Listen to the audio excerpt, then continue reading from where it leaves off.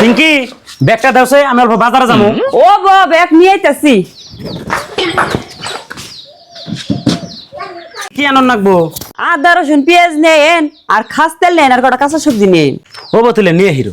গেদা আজকে না 1 কেজি মাংস আইনো, 1 মাস ধরে মাংস খাইনি। কেমা আমি না কালকে মাংস আনলাম, তুমি আবার আজকে মাংস মাংস করবার নিছ।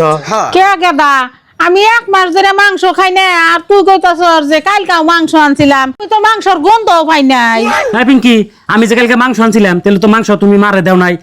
মা নয় বুকেরে কই খে মা রে মাংস দেই নাই কারণ আছে, মা হইছে বুইরা মানু, মাংস খাইলে ডায়াবেটিস হবো না। সুইতা বাতানির জায়গা ভাও না না।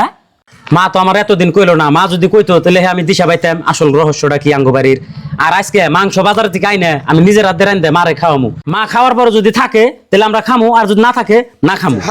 ও বো গেদা তাহলে তুই বাজারে যা।